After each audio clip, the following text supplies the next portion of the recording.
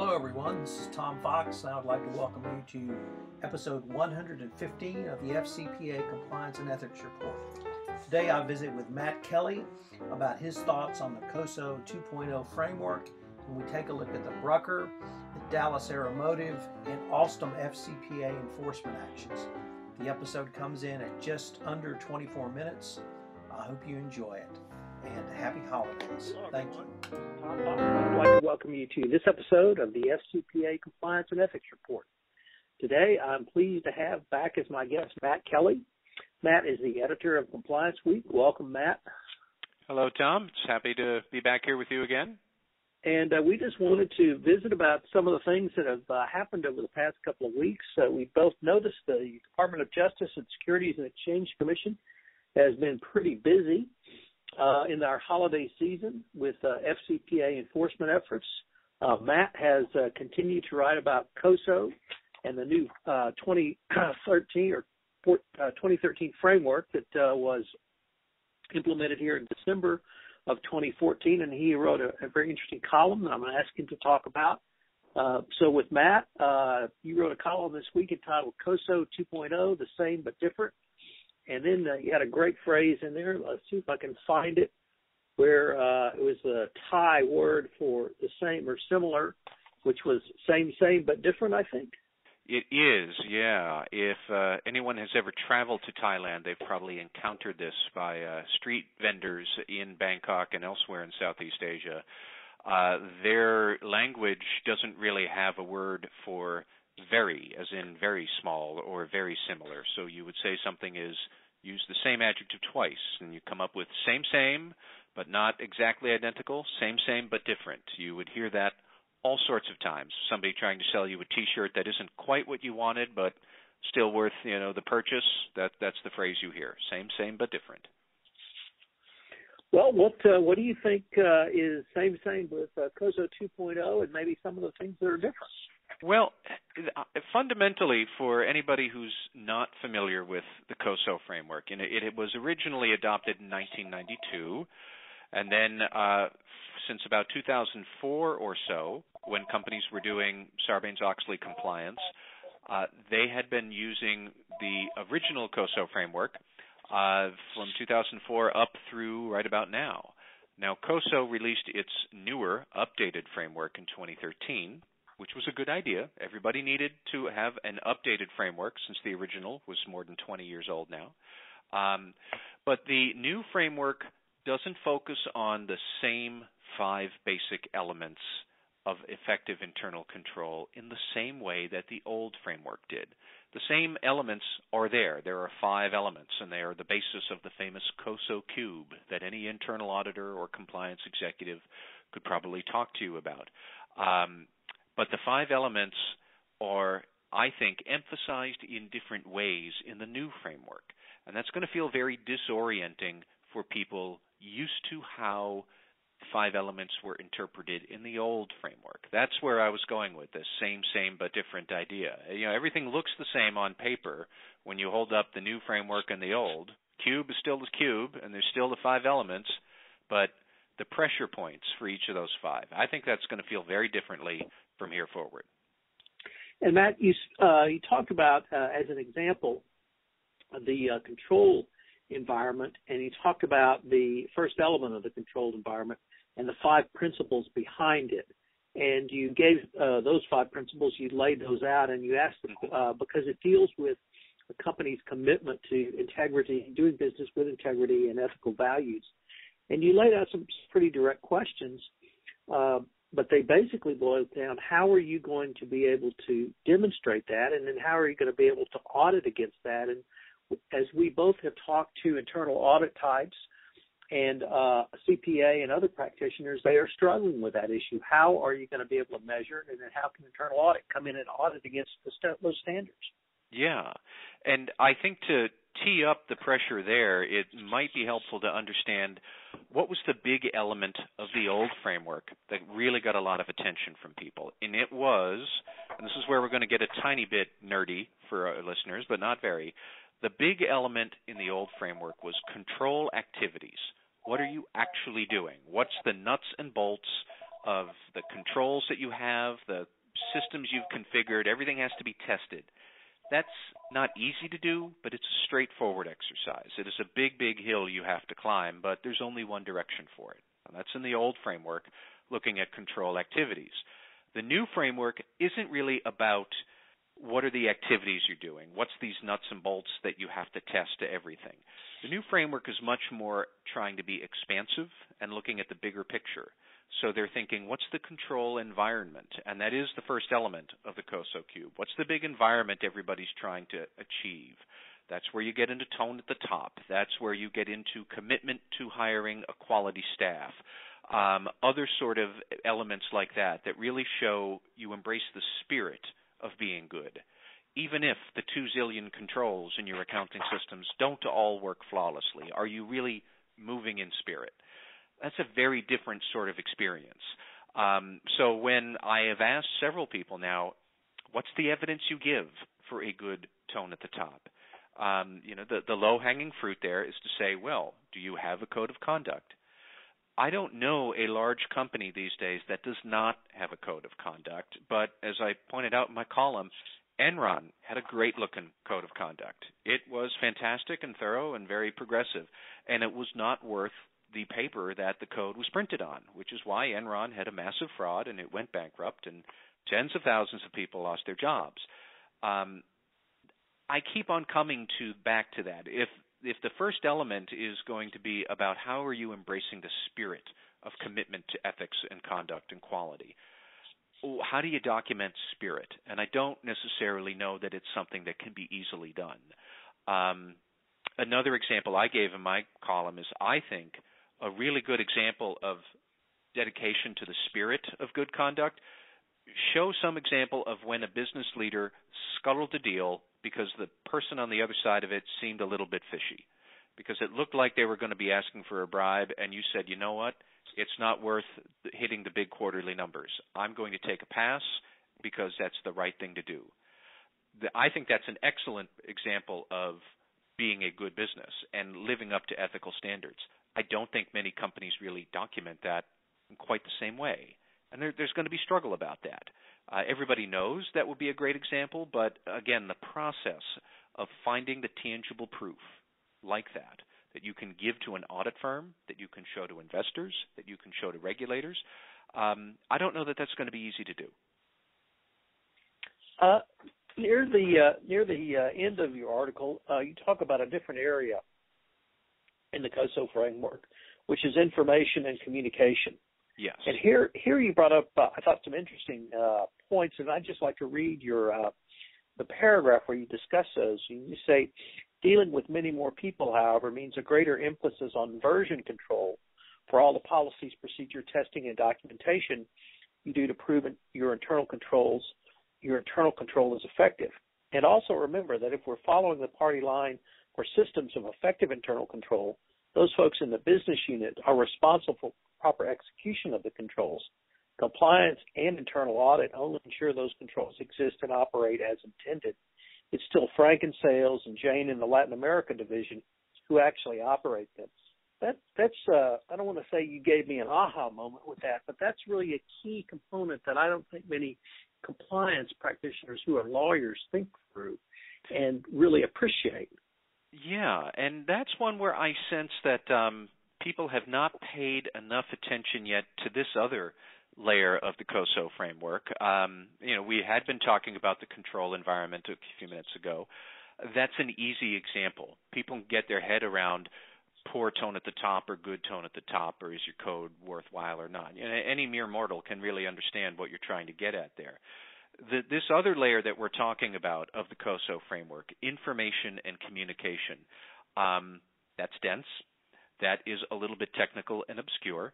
And in the modern business, with such a global reach and so many interrelated parties where you have resellers or joint venture partners or third-party agents that are somewhat under your control or in your orbit, but not really. They're not totally direct employees.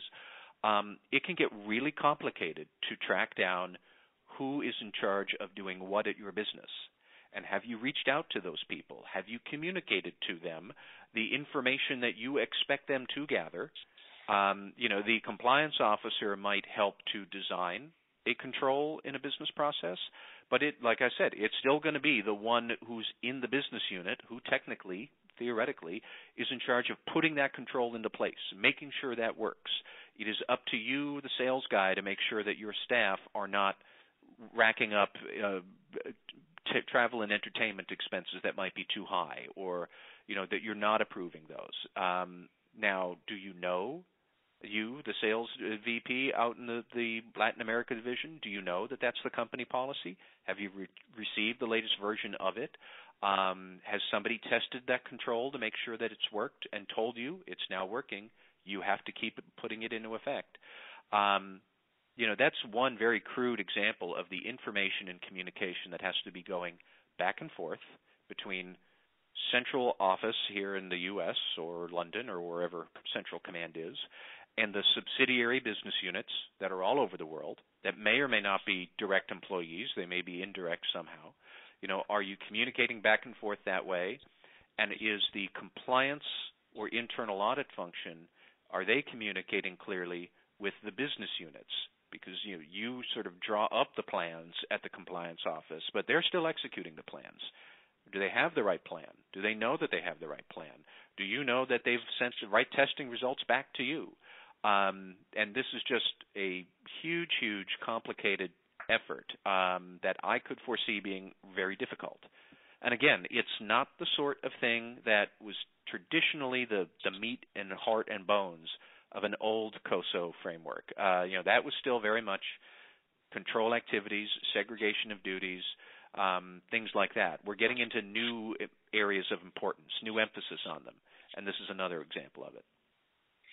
Matt, if I could turn now to, there were a couple of enforcement, FCPA enforcement actions over the past couple of days, and one that is perhaps closer in the wind than we had anticipated. That's the Alstom case. If I could maybe spend a little time talking about those enforcement actions and what I think they might provide in the way of lessons learned for the compliance practitioners, and we can always engage in the most enjoyable part of a podcast, which is speculate about something. Sure. Talk about Alstom. On the 15th, we had the SEC's seventh enforcement action of the year brought against a life sciences company called the Bruker Corporation, and it was for travel and entertainment expenses paid to Chinese government officials. The thing that was really interesting about this is it was a fairly pedestrian enforcement action. Nevertheless, it focused solely on travel and entertainment and the benefits that the company received for excessive travel and entertainment for foreign government officials. Mm-hmm. I found the most interesting comment probably came from Mike Volkov, who really did a mea culpa in his blog post today, where he said that he had really been telling companies not to worry about gifts, travel, and entertainment, or not put their greatest amount of resources around that. And here we had an enforcement action strictly dedicated to violations around travel and entertainment. So I think the message is that the Securities and Exchange Commission will look closely at these if the appropriate case arises. It was self-disclosed, self-reported, and then remediated, so the penalty was relatively small. Nevertheless, I think it got a lot of people's attention simply because it was travel and entertainment. I would agree. Last week we had the Dallas Air Motive FCPA enforcement action, and this was a company out of Dallas, amazingly enough, with that name, just a town outside of Dallas called Grapevine, that did airplane repair and maintenance services, and they had a fairly extensive bribery scheme and system in their South American operation to pay bribes to various Air Force officials in South American countries, Argentina, Peru, and then Brazil, to be able to service airplanes at government airports, which requires government contracts. And the bribery schemes used various shell corporations, third-party agents, intermediaries to pay bribes, overcharging of the end-using customer, the governments in these cases, with the overcharge money being the basis of the bribes that were paid. You had approval by the corporate head office in Grapevine. Nevertheless, the company got a fine and penalty below the suggested minimum under the sentencing guidelines, once again due to their extraordinary cooperation and self-disclosure. So the messages there are, as bad as your conduct may have been, and this conduct extended up into 2011. Mm-hmm. So relatively recent conduct, the company was able to make a comeback because of their cooperation, their remediation, and their self-disclosure. I say all of that as a lesson learned, but really as an entree into the Alstom case, because there's been several reports this week from various media outlets that Alstom is about to settle with the Department of Justice only, and the figures we've been given are really astounding. That the figure $700 million has been bandied about, and if that is the settlement figure for the Department of Justice, that would be the highest DOJ fine ever. Siemens, most people quote the $800 million figure or the $1.6 billion figure. 1.6 is U.S. plus German total fines combined, but the U.S. figure is $450 million to the DOJ and $350 million to the Securities and Exchange Commission. Alstom is not a U.S. Issuer, so the SEC does not have jurisdiction, and there will not be an SEC fine and penalty, or indeed profit disgorgement. So we potentially could have the largest FCPA Department of Justice criminal fine of all time. This case has been going on quite some time. GE is in the process of purchasing Alstom, so I'm sure that is one of the reasons we're moving towards fruition. But have you heard something different, or what were your thoughts might be on this case, Matt? Well, my very first thought is that, yes, you are correct. Alstom would now have the distinction of paying the largest FCPA criminal fine ever, and then I wonder, well, that's going to be short-lived, I suspect, because sooner or later Walmart is going to settle for its own, and I would not be surprised if the $700 million title does not rest long with Alstom before Walmart settles sometime next year for an even larger amount of money. Here's what's interesting about the Alstom case to me. I don't have any particular insights into whether or not the Justice Department is or isn't close to a resolution. I'll take these press reports as good indicators that, yes, it is.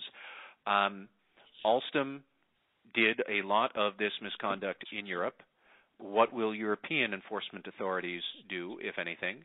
And then the other thing is that, Alstom was very much joined at the hip in its misconduct with Marubeni Corporation over in Japan, working with them as a venture partner, and I can't imagine that Marubeni is also not going to be implicated in this. Would we ever see any Japanese enforcement action against Marubeni?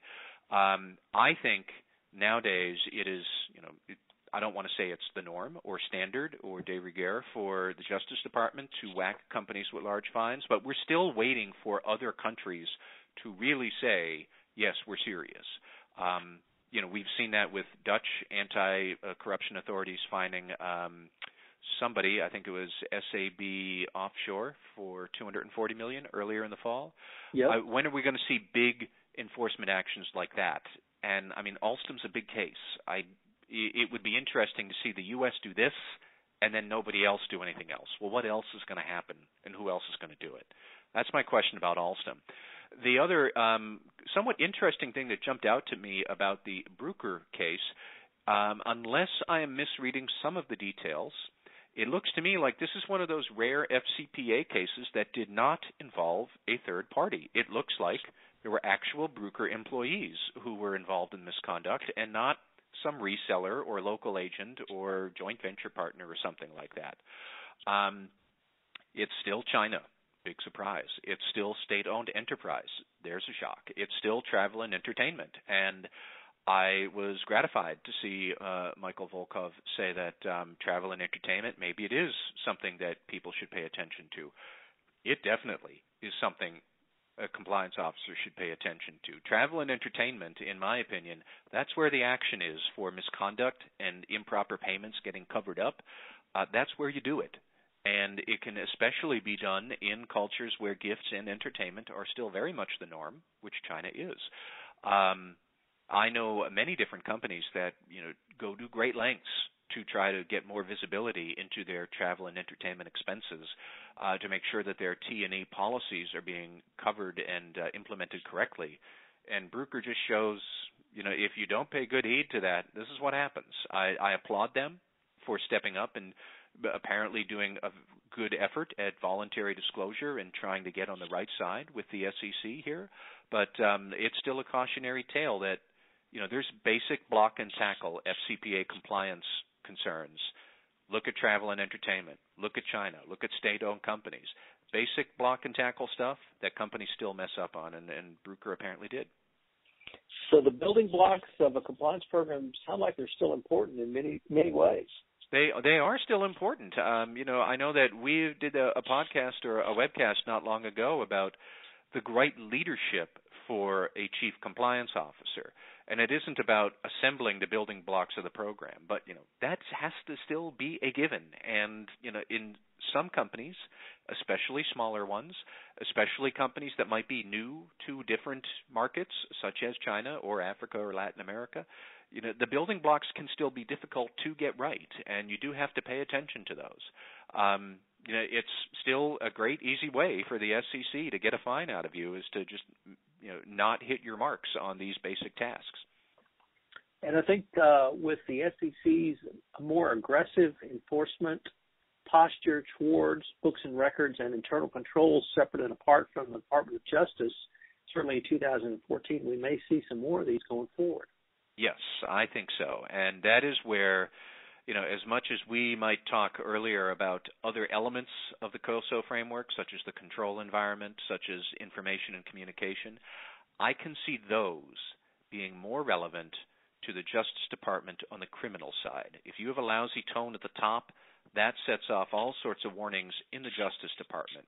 However, what I had been saying about control activities and the testing and the monitoring and the nuts and bolts block and tackle stuff, that is what the books and records violations of the FCPA is all about. And that is where the SEC, if they're going to try to have a strike point against you for an investigation, I think that's still where they're going to be able to hit and hit well. Would the SEC be concerned about the tone at the top? Absolutely. But they can still probably find more difficult situations for you buried in your control activities, and that is policies, that's execution, that's implementation, that's testing, that's collecting data, and that's all what Books and Records is about. Well, Matt, we are near the end of our time on this podcast. It's been a lot of fun. I would direct our listeners to the Compliance Week website if they want a little bit more information, and certainly read your column on COSO 2.0. That's found at complianceweek.com. And you can go to the authors. You'll see Matt Kelly in his smiling picture, and got a collection of his pieces up. He's got some very interesting points that you may want to consider for your internal controls going forward. And I guess, Matt, with that, I would want to wish you a happy holidays. It's probably a little cooler and wetter in Boston than it is in Houston right now. Nevertheless, we still recognize December in Texas. So I hope you all have a great holiday season. Thank you, Tom, and happy holidays to you and all of your listeners down in Houston, too. All right. Thanks again. Take care.